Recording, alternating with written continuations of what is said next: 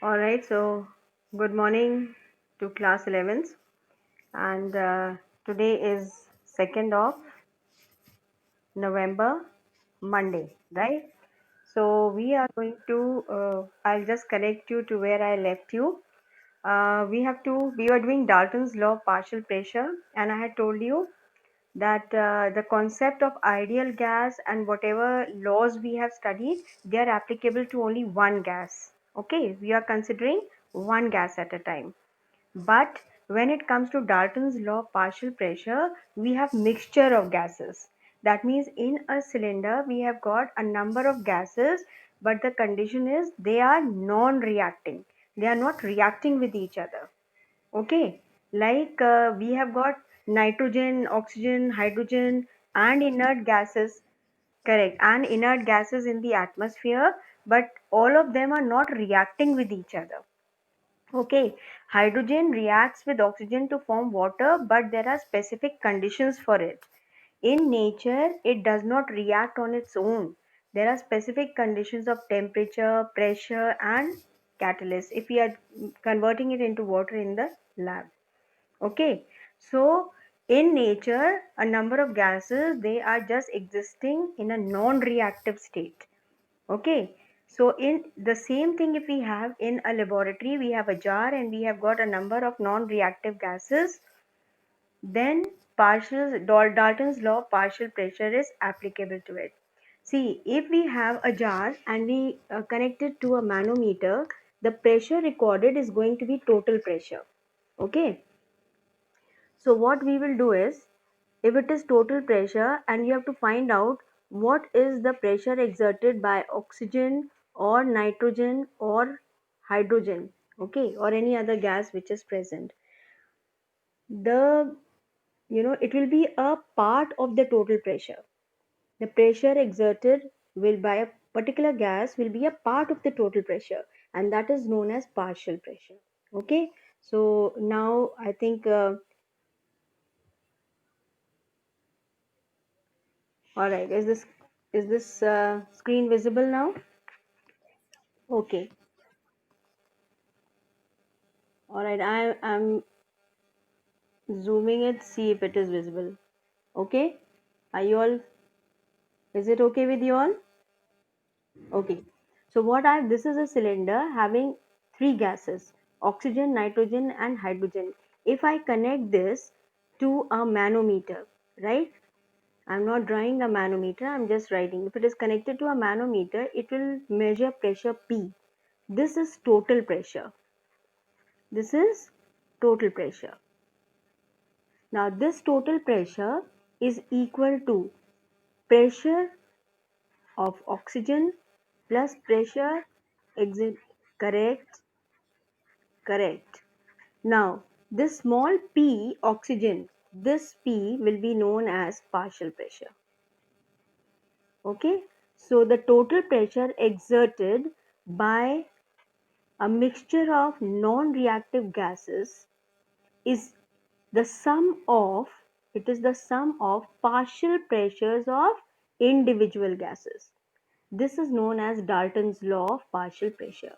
I'll repeat, the total pressure exerted by a mixture of non-reactive gases is equal to the sum of the partial pressures of it is equal to the sum of partial pressures of individual gases. Okay, now problem is, if total pressure can be recorded by a instrument, how to record the partial pressure?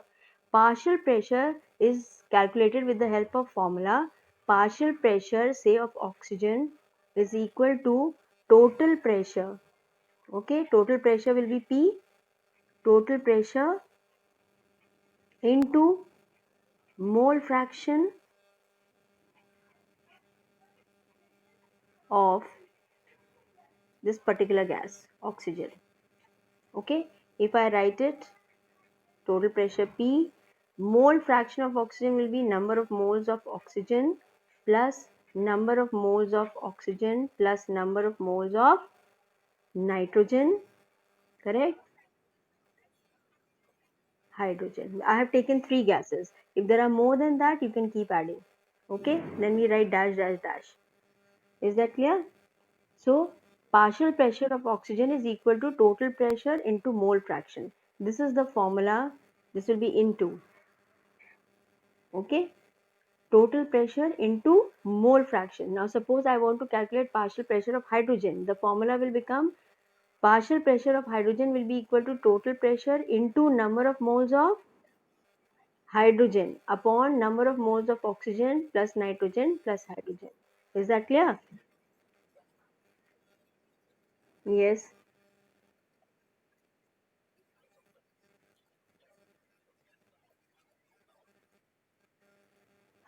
Otherwise how will you calculate number of moles? Either directly number of moles is given or mass and molecular mass of the gas is given.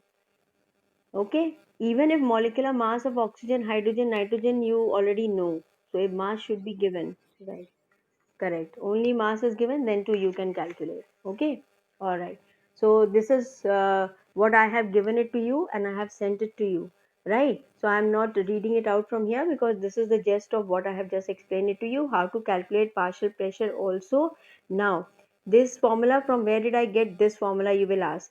This is pressure exerted by nitrogen will be equal to, what is that?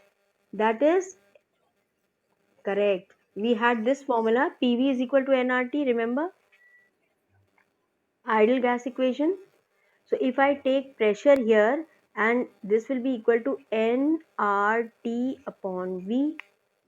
So what is this? Pressure exerted by nitrogen, if I take, that will be equal to number of moles of nitrogen into RT upon V. Got it? So from V for nitrogen, right?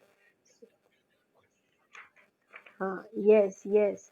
So what happens is, like that only they have calculated for all gases. Then P mixture is equal to number of moles of nitrogen plus, there here I have taken sulfur dioxide, but I have given you the example of hydrogen and nitrogen and oxygen, right?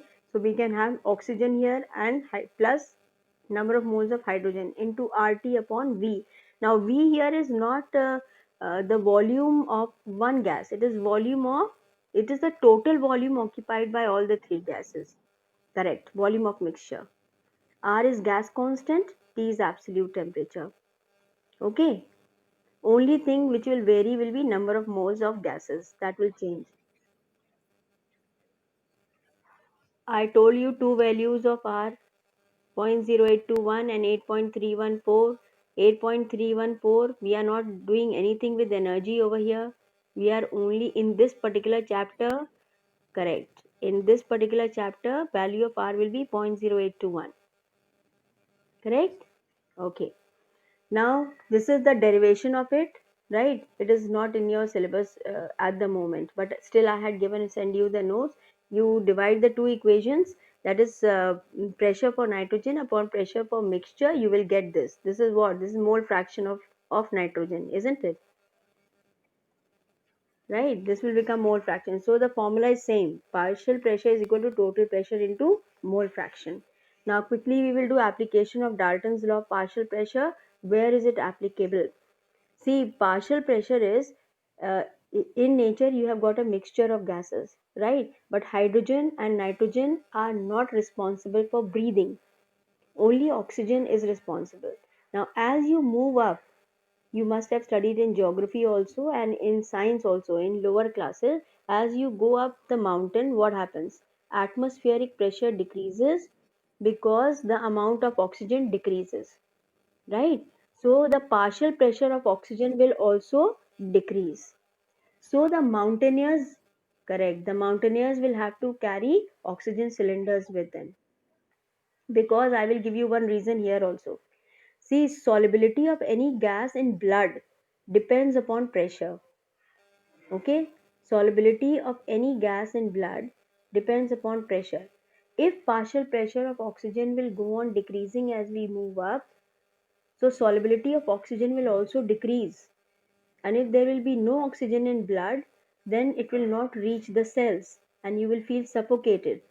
Okay? Therefore, partial pressure of oxygen has to increase by carrying an oxygen cylinder. Right? So this is with altitude. Now, this formula is interesting. P dry gas is P observed minus aqueous tension. Now, so many times you have read in lower classes, when we prepare a gas, how do we collect the gas? How do we collect the gas? Over water, isn't it? It was like this, then here, like this. There was water here, and you were inverting a jar and you were collecting the gas. Okay, like this. So, if oxygen is collected like this, it will not only contain oxygen, it will also contain water vapor. Okay, water at room temperature, if this apparatus is kept in sunlight, what will happen? Temperature, water also will change into vapor and it will exert pressure, right? Oxygen plus water vapor. We have two things over here, oxygen plus water vapor. So, what about we want pressure exerted by only dry gas. Okay, the pressure exerted by water vapor is known as aqueous tension. What is it known as? Aqueous tension. Okay, it is known as aqueous tension. So if from total pressure we will subtract aqueous tension, we will get pressure exerted by dry gas. Okay, so this is what it is. So here it is, pressure exerted by dry gas is equal to pressure observed. Pressure observed is total pressure, what you are recording in manometer, minus aqueous tension. Aqueous tension is pressure exerted by water vapor. Okay, okay. So here I have given you what is aqueous tension, pressure exerted by water vapor. What is diffusion? See, diffusion is when you open a bottle of perfume. Correct. When we open a bottle of perfume, the molecules which are of the gas which are present inside the bottle container, they come out with force. That liquid, actually the perfume is in liquid form, but when we apply pressure, what happens? It gets converted into vapor form, and then these vapors, they spread in the entire room. So this process is known as diffusion. They, from a small point, they are moving out into different directions. This is diffusion. Okay, what is effusion? Effusion, the best example is what I think of. Yes, not gas converted. Yes, if this is a balloon and you hold it, you blow the balloon and you hold it from here, hold it tightly. Sometimes you tie it with a thread, but still, you can hear a sound, hissing sound. That means gas is coming out through this hole. All right, hole or point over there. So this is known as effusion. When it comes out through a point, then it is known as effusion. Okay, so next is kinetic molecular theory of gases. There are certain facts which we have to instill in us about gases. Postulates means main points. They are main points about kinetic molecular theory of gases. Okay, it is assumed that all the gases are made up of identical molecules. We never say that one atom of nitrogen is small and one atom of nitrogen is big. We are assuming that all the molecules of nitrogen are of the same size and shape, and they have same atomic mass. Same atomic, N2 होगा तो same molecular mass. Okay, their mass is also same, the shape and size is also same. This is what we are assuming.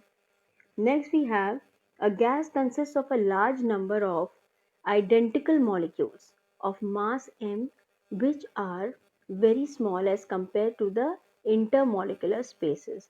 You can well imagine the size of the gaseous molecules is so small that even intermolecular space is larger than that. There are practically no attractive forces between the molecules, due to which molecules, they move freely. The molecules are in state of constant motion or random motion, colliding with each other. What is this motion known as? Brownian motion. Okay, as well as with the walls of the container. These collisions are perfectly elastic. This is important. The collisions between the gaseous molecules and the wall of the container are perfectly elastic. There is no net loss of energy, rather, there is transfer of energy and momentum remains constant. See, when is a collision said to be elastic? If energy and momentum is conserved. We have two molecules, they will collide with each other. If this is having higher kinetic energy, what will happen? It will transfer its energy to this molecule and it will start moving.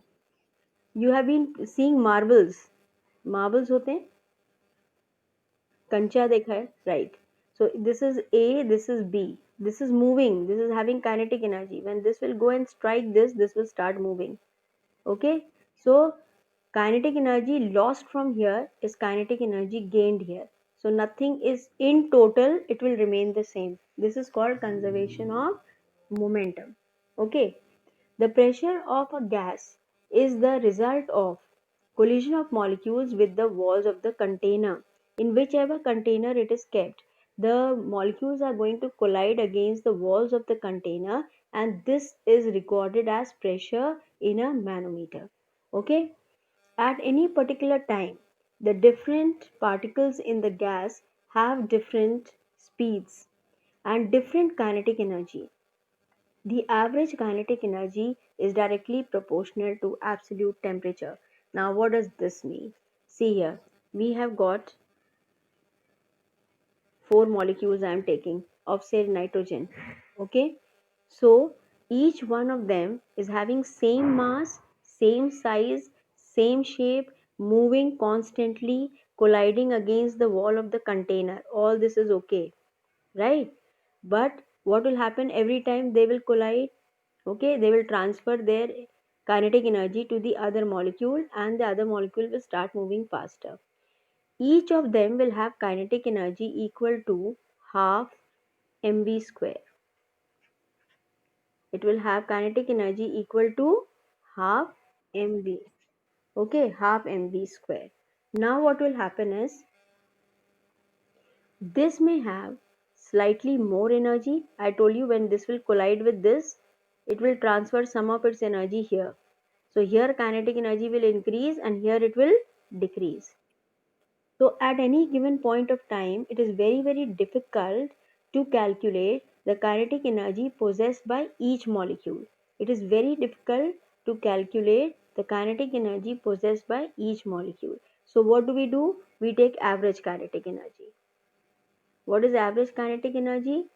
It is the possessed by kinetic energy possessed by say molecule 1 plus kinetic energy possessed by 2 plus as many as they are upon total number of molecules, upon total number of molecules. Okay, this will give you average kinetic energy and this is directly proportional to temperature. You can increase average kinetic energy by increasing temperature. If temperature will increase, average kinetic energy will increase. Okay, so this is what is meant by this particular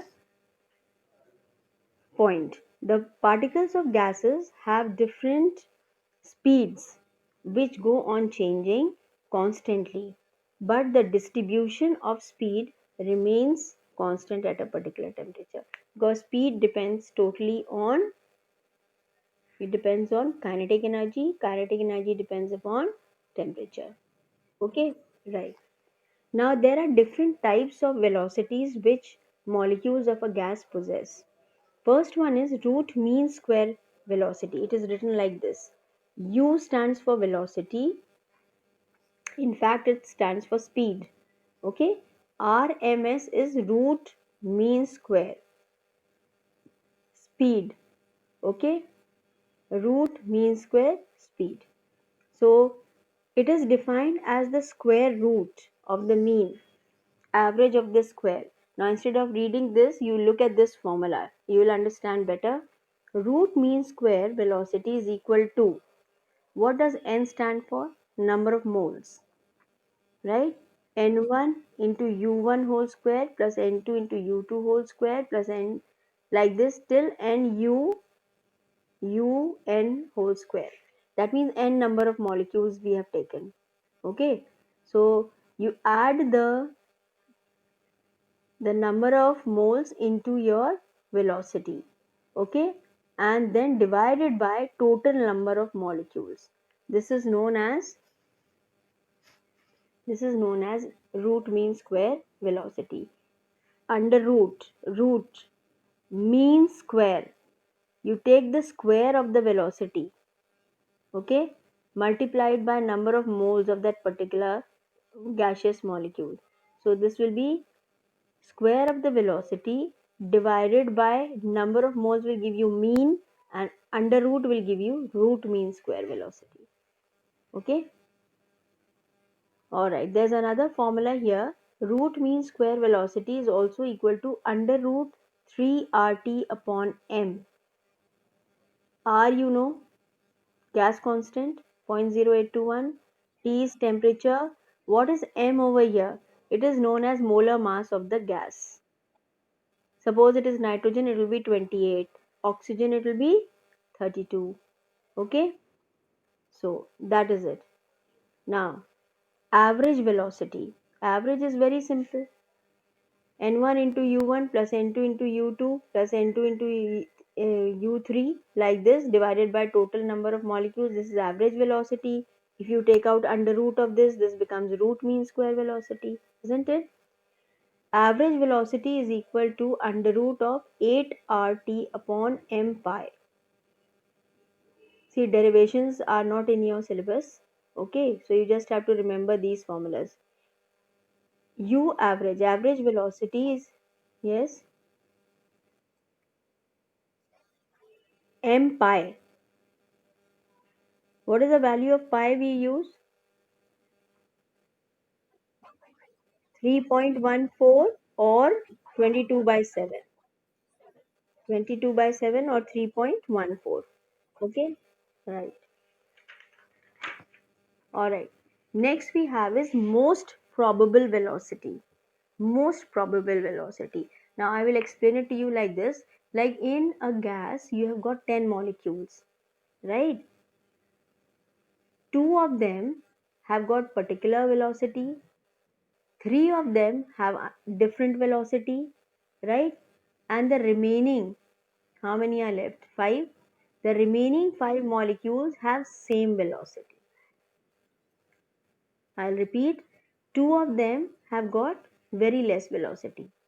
Three have got slightly more. And another five molecules out of 10 have got same velocity. So which is the velocity which most of the molecules are having? 5, isn't it? 5 molecules are having the same velocity. So it is the velocity possessed by the molecules by maximum number of molecules. It is the velocity possessed by maximum number of molecules. Is that clear? Velocity possessed by maximum number of molecules. So UMP is equal to under root 2 RT by M. This is most probable velocity. Okay. All right. How are the three velocities related to each other? The root mean square velocity is going to be the greatest, all right, is greater than average velocity, is greater than most probable velocity. It is very clear. Most probable velocity kya hai? It is going to be the velocity possessed by most of the molecules, right? Certainly, here we are taking into account total number of molecules. Here we are taking into account only some molecules, so it is going to be the least. Here it is average. Here it is square, and then you take out the root of it, right? So obviously this value is going to be the largest, and the ratio is 1 is to 1.128 is to 1.122. It is 1.22. Okay, this is the ratio between them. Now our next topic is real gases. Ideal gases, you remember what were ideal gases?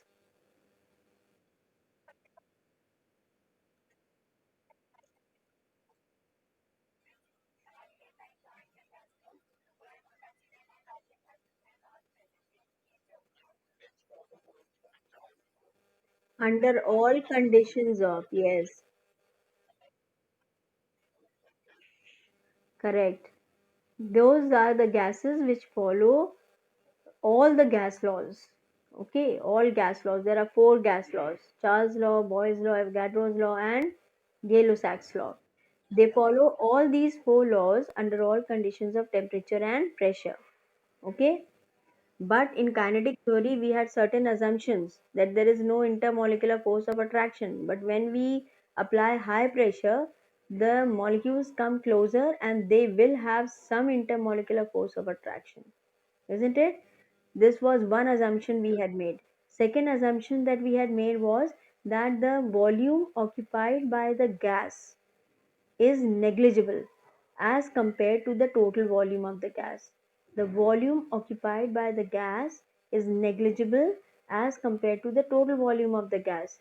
But when the gaseous molecules are very close to each other, they do occupy certain volume. Okay, they are going to occupy certain volume. I'll give you an example, like in your break time, you are spread out in a field, correct? Then the total volume occupied by each child will be much less as compared to the total volume of the field. But when you are asked to be together, your total volume is definitely going to occupy some space, isn't it? So you cannot neglect the, we have neglected two factors: intermolecular force of attraction, and the other factor which we have neglected is the the volume occupied by the gaseous molecules. Okay, because of which the gases tend to disobey the gas laws under high pressure and low temperature, correct? Under high pressure and low temperature, they will not obey gas laws. Those gases which do not obey these gas laws are known as real gases, and the gases which we see around us, they are all real gases. Okay, all right. There's another factor about which we should know, and that is known as compressibility factor. Compressibility factor is represented by Z, correct? It helps to determine the deviation of a real gas from ideal gas behavior. Now there is a curve known as PV curve. What is this? Pressure volume curve. Okay. In this pressure volume curve, you can see the, as pressure increases, what happens to volume? It is decreasing till it becomes constant. Okay. It is decreasing till it becomes constant. Why does it become constant? If the total volume is this much, okay, and it is correct, more than that, because there is no intermolecular space left. Okay, right. You can see at high pressure, this dotted line shows the behavior of ideal gas. This is ideal gas and this is real gas. So there is slight deviation. When?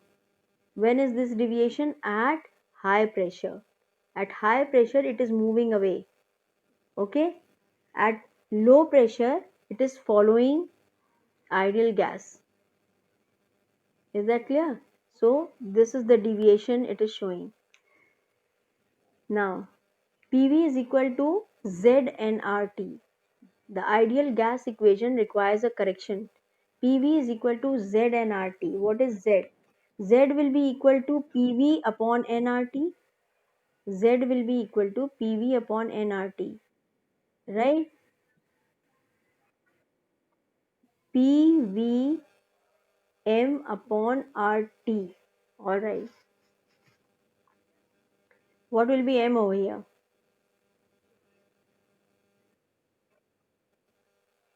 Yes. See, number of moles will be equal to mass upon molecular mass. Okay, mass upon molar mass. Is that clear? So this will be your capital M, correct? And here small m will stand for mass. This will be mass upon molar mass. So like that they are connected to each other. Okay. Now something interesting. If Z is less than 1, see if Z is equal to 1, the gas will be ideal. PV is equal to nRT is ideal gas equation. If Z is equal to 1, it will become ideal gas. But if Z is less than 1 or if Z is greater than 1, the gas shows non-ideal behavior or it is known as real gas. Okay, so this is what I have shown you over there. All right, see, this is an interesting graph. Here Z is equal to PV M upon RT. Okay, no, here it is volume.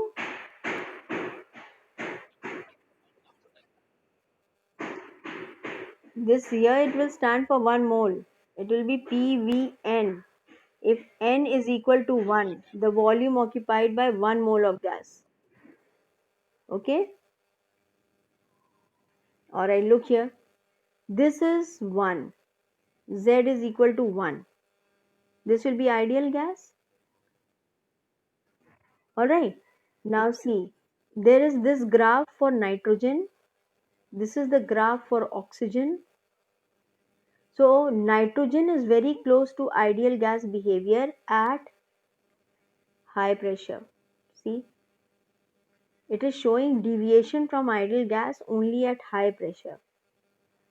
During this time, it is following ideal gas behavior. Okay, at high pressure, it is deviating.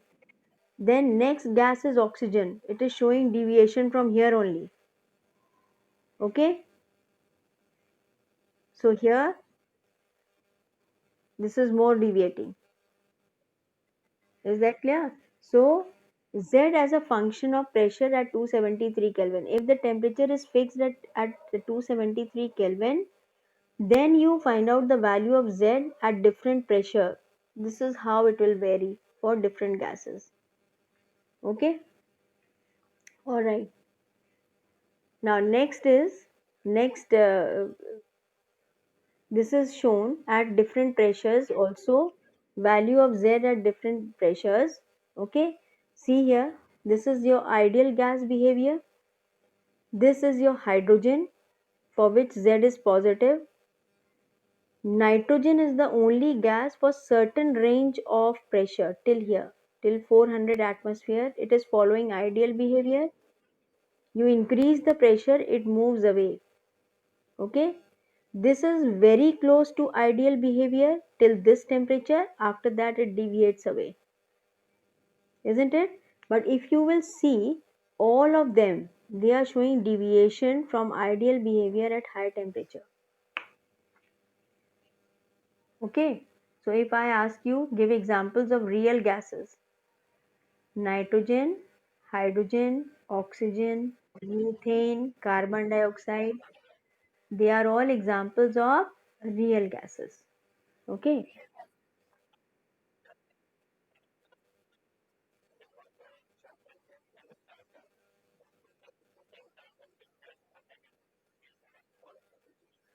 so if Z is positive, this will be positive deviation. Those which are moving above this line, above that. See, hydrogen is showing positive deviation. Hydrogen is showing positive deviation. Here they are going down, they are showing negative deviation. After some time, again the value of Z increases. Okay, alright. What is the reason for it? Z is greater than 1. That means they are showing positive deviation. Z is greater than 1, they are showing positive deviation for hydrogen and nitrogen, which is due to repulsive forces among the molecules. It is due to repulsive forces among the molecules. Clear? All gases at very high pressure where size of molecules are comparable to volume of the gas will have Z greater than 1. That means I told you at high pressure what happens? Volume decreases, but then the volume of the individual molecule of the gas cannot be neglected as compared to the total volume of the container. Okay? Now, the last part of our class today is reasons for deviations. I have discussed 2 reasons for deviation, that is only written here. It is due to the following 2 assumptions which are made in formulating kinetic molecular theory. Okay, first one was what? Molecules have negligible volume, but all real molecules have definite volume, which cannot be neglected, especially at low temperature and high pressure. Okay, and it was also assumed that there is no intermolecular force of attraction between the molecules, which is also not correct.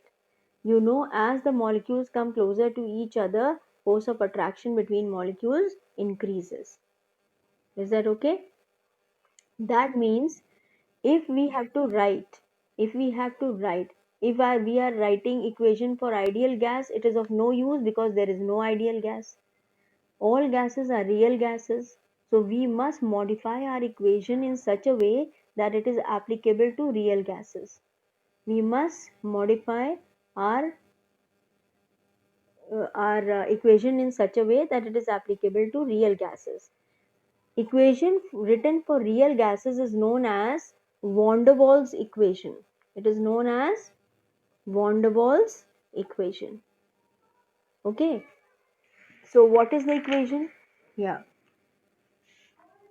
P plus A by V square into V minus B is equal to RT. Our original equation was PV is equal to nRT. Right? P, we are adding A by V square, and here we are subtracting minus B, and N is equal to 1. That means what? It is for 1 mole of the gas. Small n is equal to 1. So this is nRT, right? Now what is n? N here is equal to 1. What is A and B? A is correction factor for pressure. B is correction factor for volume. A is correction factor for pressure. B is correction factor for volume. Okay. If we are writing for n mole of the gas, we will have to multiply here n square A, right? N square A upon V square. Here it will be V minus NB is equal to nRT. This is for 1 mole of the gas. This is for 1 mole. This is for n mole of the gas. This is asked in 1 mark question. Write van der Waals equation for n moles of a gas. Then you will write this. For 1 mole of a gas, it will be this. Simply learn this, and if n is equal to 1, P plus A by V square, V minus B is equal to RT. Right? Now A and B are van der Waals constants which depend upon nature of the gas,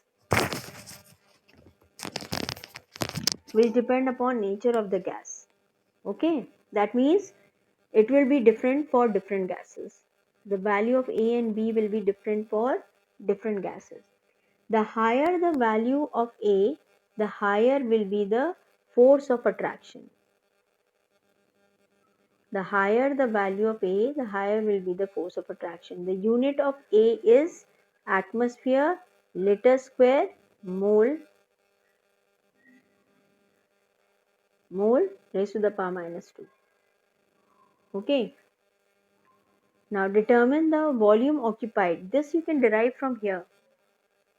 Okay, what is the value of A?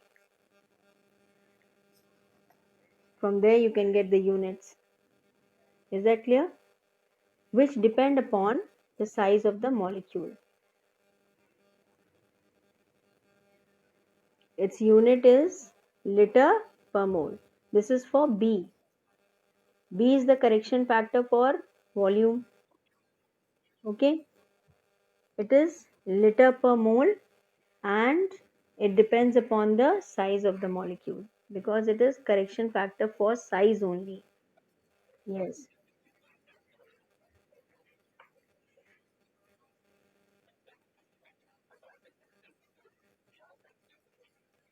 Hmm.